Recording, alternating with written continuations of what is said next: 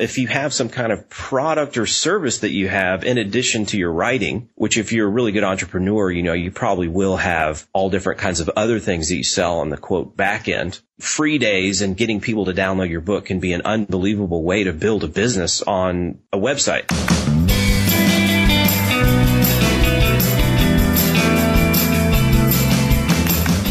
Welcome to Star of the Doubts. I'm your host, Jared Easley, and joining us as always from Maui, we have our official co-host, Aloha Kamanzi Constable. Aloha, Jared, and hello to all my Star of the Doubts friends. Today we got a very interesting person on.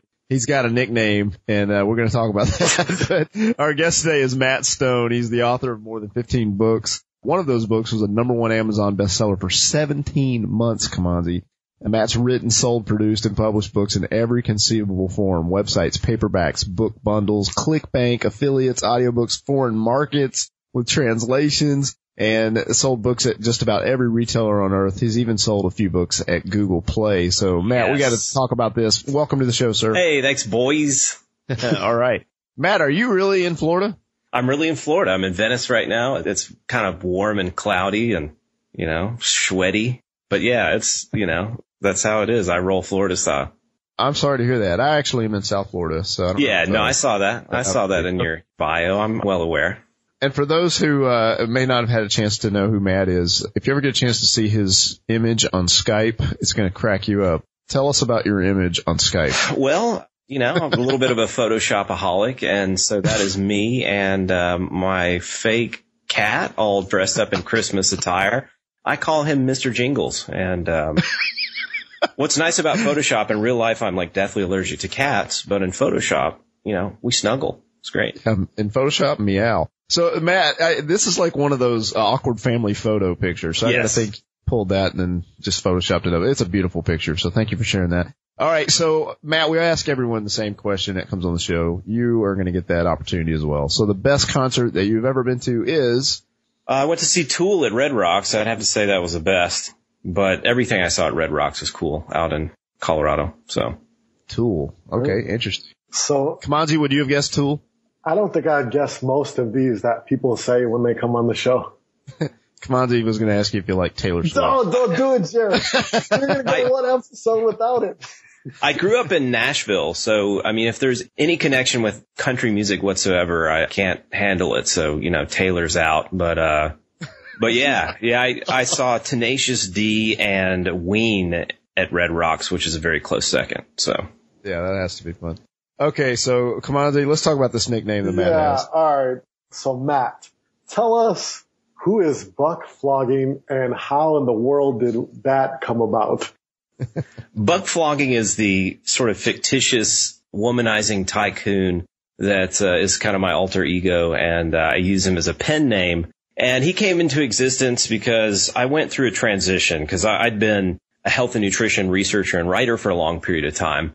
And I got sick of doing that. But in the process of doing it, I, developed a pretty successful line of books and, kind of learned the ropes of how to do it successfully and make some money in an online business. And that wasn't really intentional. I wasn't an entrepreneur. I, didn't set out to become one, but I did become interested. I saw a lot of people doing a lot of smart things that made them a lot of money.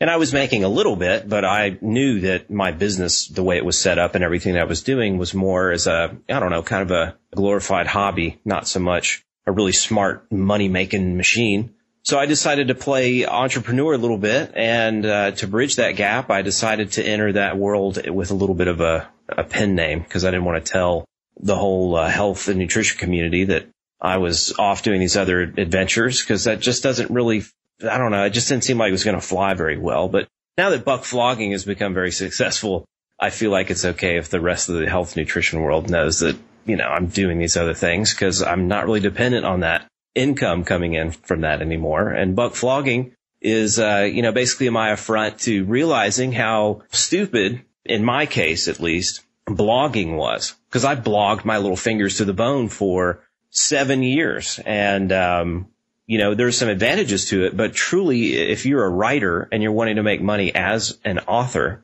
blogging is a huge time sink, and it's not a very efficient means of turning your words into dollars in your pocket. So Buck Flogging is obviously an anti-blogging character. And, now he's got all kinds of other things that he's dipping himself into these days. As he should. Jared, did we just lose like half of our listeners when he just said that? Well, I think people are more offended by Tool over Taylor Swift, but no, I think this is a great, Jared, a great nickname, Matt. You thought that his Skype picture was good. You should see his Amazon profile picture. Yes. I've seen the Amazon profile picture for Buck Flogging. It's, like you said, a womanizer, right? He's got a few ladies. Buck loves the ladies and the ladies love Buck. And, he also squats 800 pounds for reps. He loves to, hit the gym. And, he's multi-trillionaire by now, I'm sure at least. When I first read about Buck and I didn't know the joke, I thought this guy's pretty humble.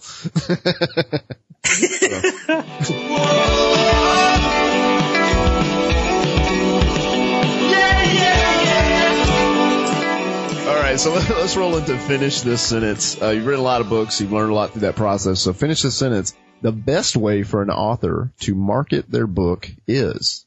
Build an email list. Duly noted.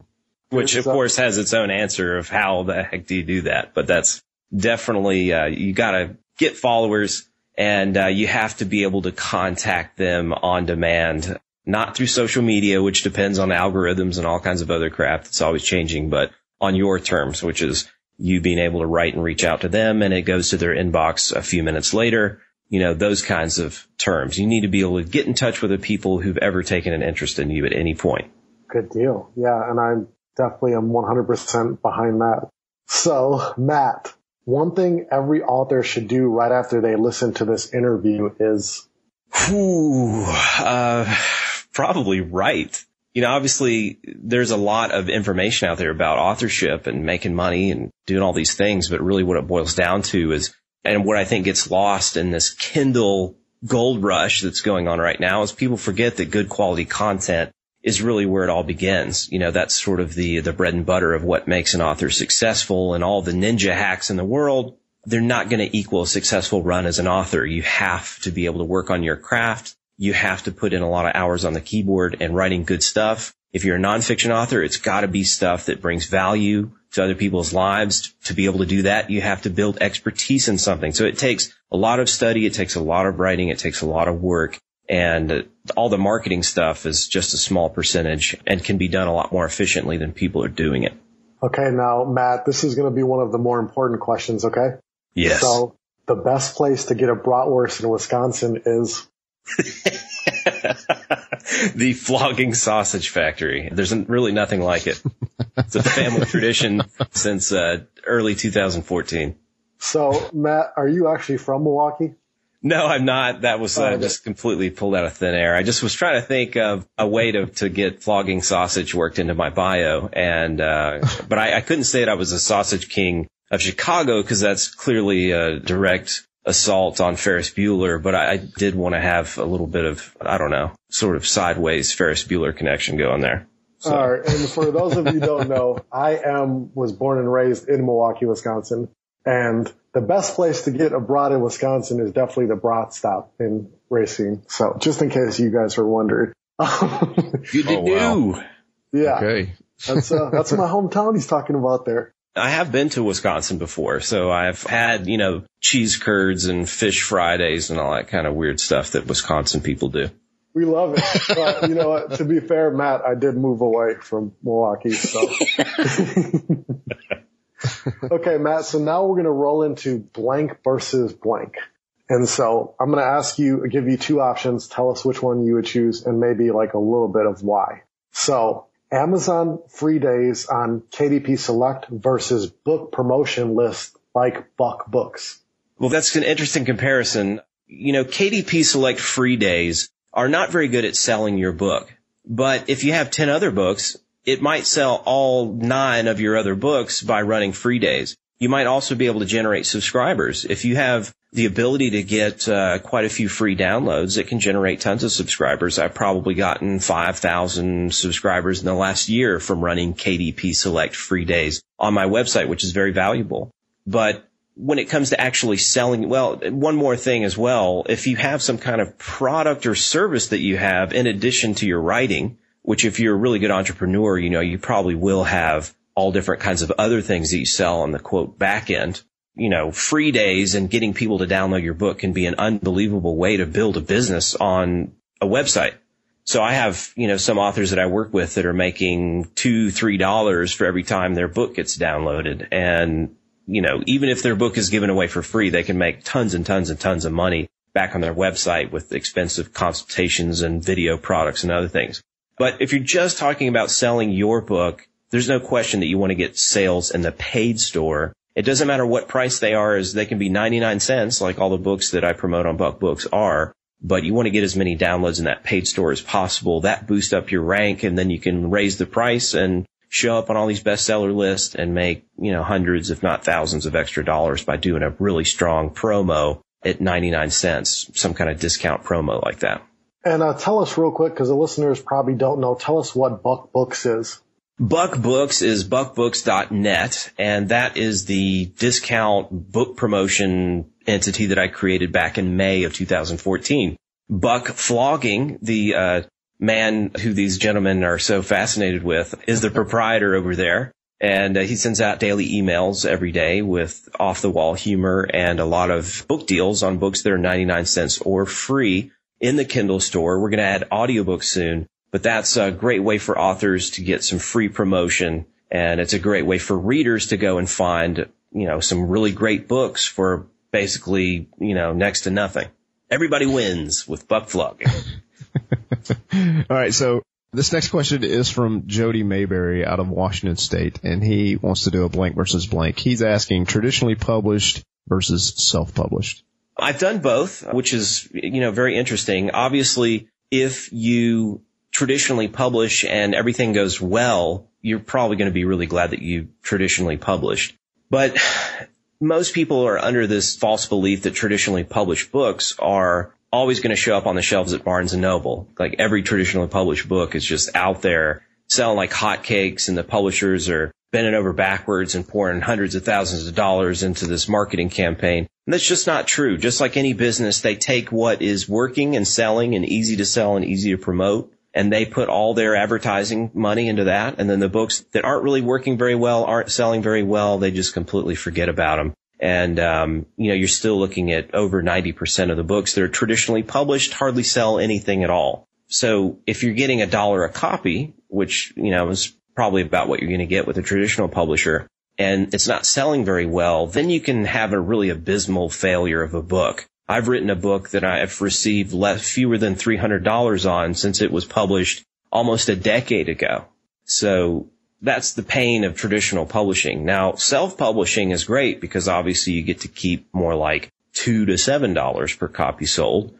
And all your marketing efforts that you do yourself, they're going to really pay off. You can put your heart and soul into it. And if somebody buys a book, you get $2 to $7 instead of $1. And if you're the type of person who likes to go out there and, hustle and meet people and get guest posts put on blogs and be on podcasts and, sort of just be heard and get people out there on the interwebs finding out about you, you're going to be much more handsomely rewarded by publishing the self-publishing route. There's no doubt about it. And it's so much more fun and it's faster. You can publish shorter books. You don't have to write these 50 to 100,000 word beast. You can write 10 to 20,000 word books all day long. And, you could publish a book every month as a self-publisher. And there's some great things about it. And in the future, it's only going to get better for self-publishers. I mean, everything is swinging in that direction right now. Matt, we have a lot of listeners who they're aspiring authors. They want to write that self-published book or, go along that path. So what does the average author face in publishing today? Well, if you're talking about indie publishing specifically, obviously the biggest hurdle, the biggest obstacle is that everybody and their uncle is trying to publish a book right now. Not just a book, but maybe 12 books, because all the indie publishing gurus are like, write, publish, repeat, write, publish, repeat. Publish as many books as you can. When you get to 50, you'll be a successful author. There's this kind of crazy fervor out there to write just tons and tons of books. And that's really saturating the Kindle market. So to be able to be successful, the greatest obstacle you have to overcome is you have to figure out some kind of marketing advantage or some kind of leverage that you can use to propel you above the other 98% of serial Kindle authors out there who are flooding the market. And if you do, you can still be very successful even with the, who knows, 50 million books that are going to be published over the next 5 years. Who knows? It's going to be a lot. I don't know the actual numbers, but I know that it's increasing rapidly.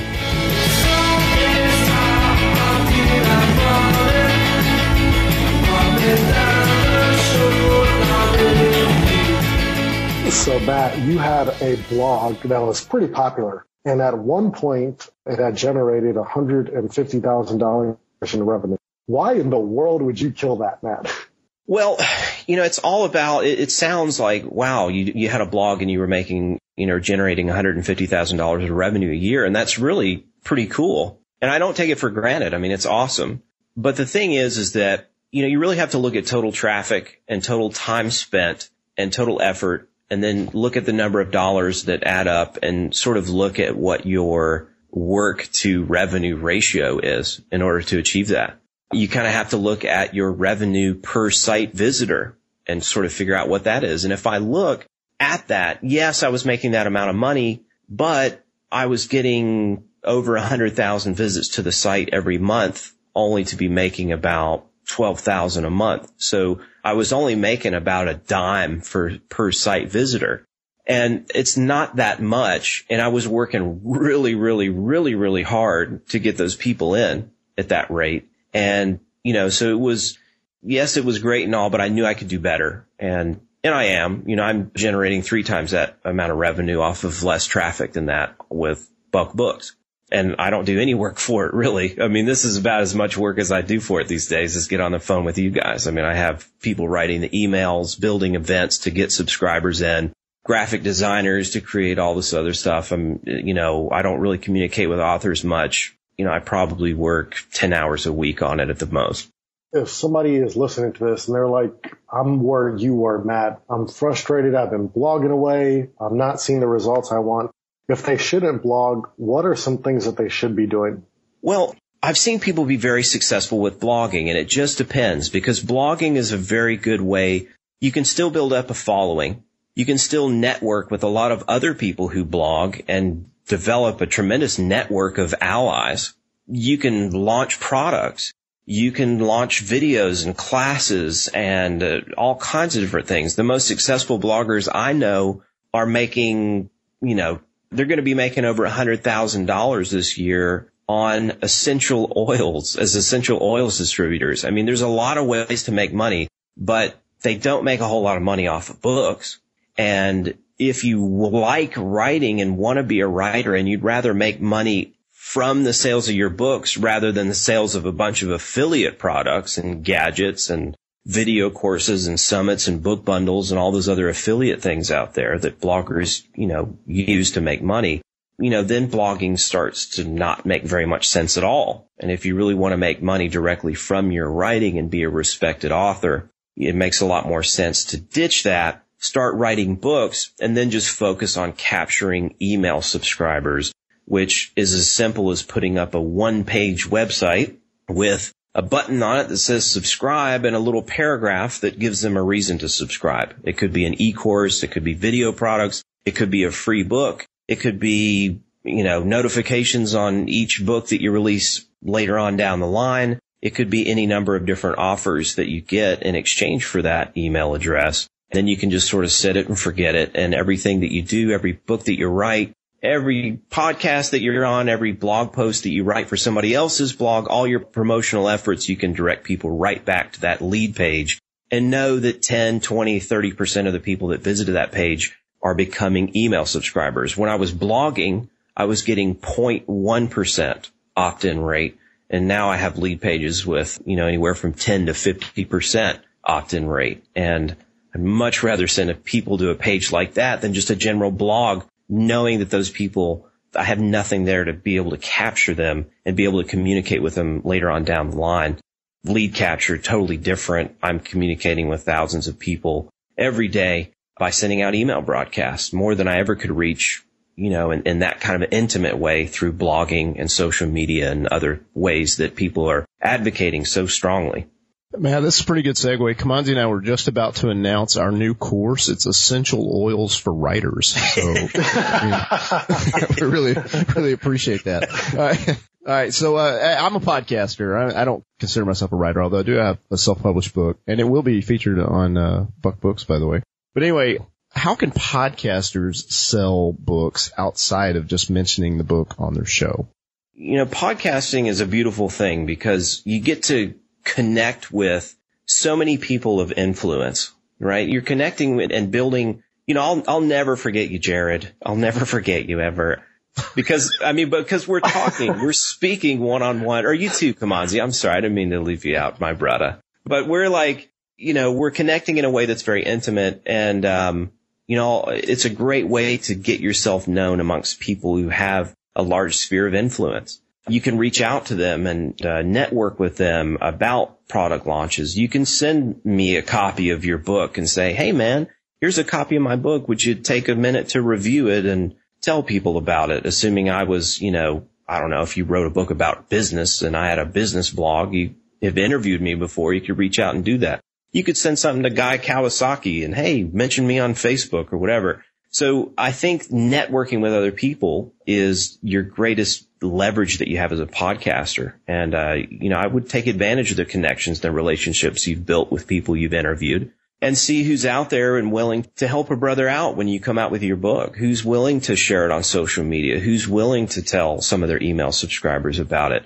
You know, you might be able to trade with some people. Hey, I'll bring you on the podcast again. And, you know, if you're willing to mention this, I don't know, these are sort of a bad brainstorming session, but it's good to think about not just directly connecting with readers, but connecting with other people who can connect with a lot more readers than you can reach yourself, and multiplying that by many factors of 10 because you're reaching out to dozens, hundreds of people, in fact, to let them know about your book.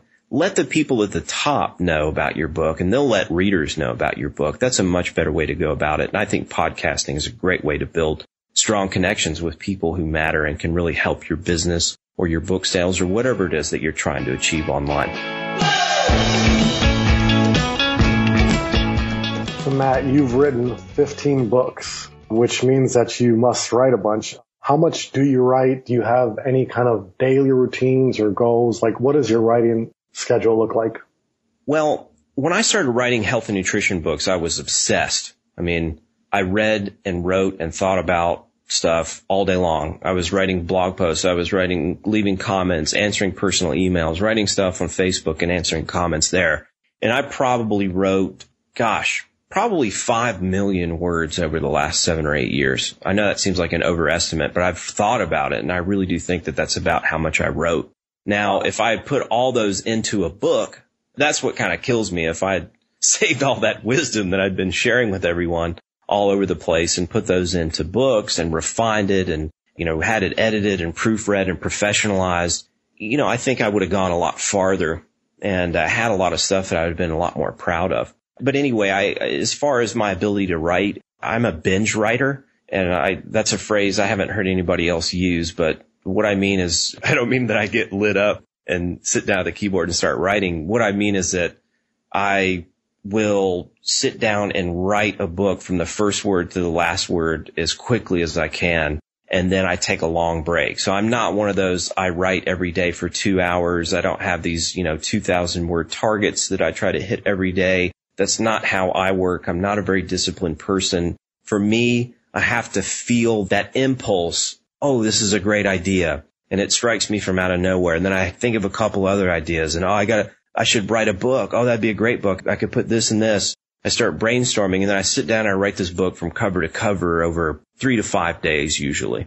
And I find that I stay really focused on it. I don't forget what I already wrote, because I've tried to stretch it out where I just kind of pick at it from time to time. I write 1,000 words here, then 4 days later I write 800 words, and then a week later I write 1,500.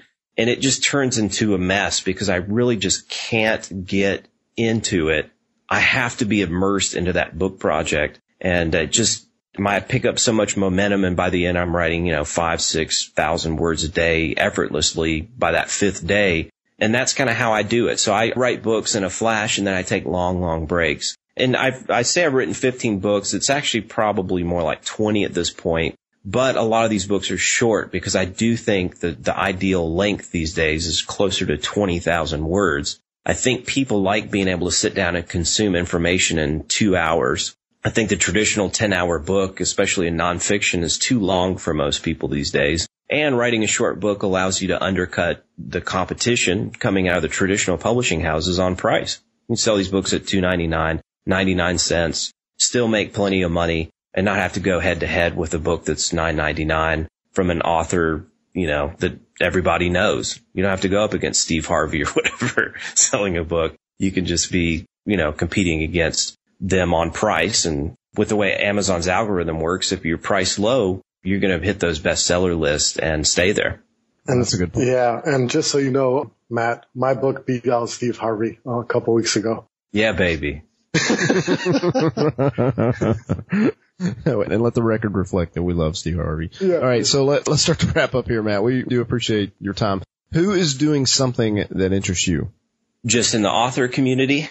All encompassing. So all encompassing. Just tell. What's that one dude's name? He's got a hard name. The guy that runs Tesla. What's his name? You guys know what I'm talking Musk. about? Elon Musk. Yeah, doesn't exactly roll off the tip of my tongue, especially when I'm like trying to focus so hard to remember Kamanzi's name. But yeah, Elon Musk to me is like the coolest dude. Like I think I tell people jokingly like that my goals with, Buck Flogging are basically that, I want to fly to Mars with Elon Musk and have, see who can pee the longest distance on Mars with me and Elon. That's all I'm trying to do with these adventures of mine. But no, he's like this crazy visionary, with transportation especially, and also I'm not so passionate about what he's doing with like the space program and whatnot, but I really like what he's doing with transportation. I think that's killer, and I do think that he's just a cool dude, especially knowing that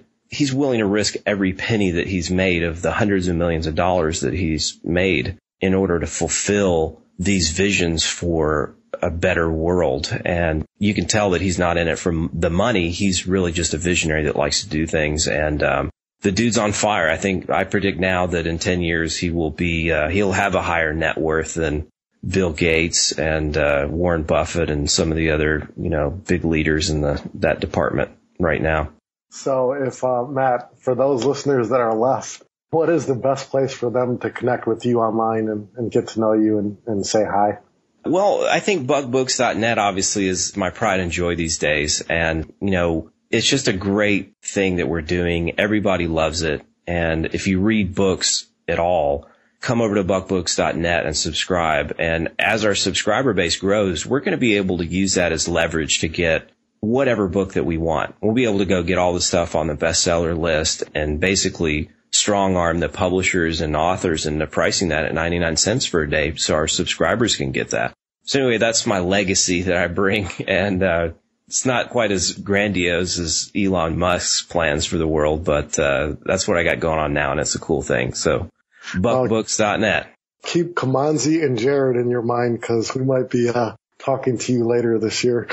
If you guys are writing books and, this is exactly what I'm talking about with podcasting, you're making a connection right now. I like you guys. I'm flattered that you thought of me and brought me on your podcast. Now I'm wanting to go help you guys out. When you send an email and say, hey, will you guys promote my book I just wrote? I'm going to be an instant yes. And you guys are going to see great sales from that. So keep up the good work. Keep building good relationships with people out there and you'll go really far. And I can't wait to see what you guys come up with later this year. And Jared, we should give a shout out to Jimmy Burgess because Jimmy Burgess kind of introduced us into the whole book world and Matt and all that. So give a shout out here to Jimmy Burgess. Yeah, we love Jimmy. Hey, Matt, do you have any final thoughts for the listeners? I don't think so. I think I'm all spent. Plus I got another one coming up at 5 Eastern. So, I really gotta save my brain juice. But Buck Flogging, you can't run out of Buck's man juice. Well, what would Buck Flogging say for final thoughts? Something involving the ladies somehow, like, probably giving out his phone number or something like that. Oh boy. All right. Tireless libido on that guy. I don't know. It's uncontrollable. Matt, we do appreciate your time. Thank you. Hey, thanks guys. Take it easy.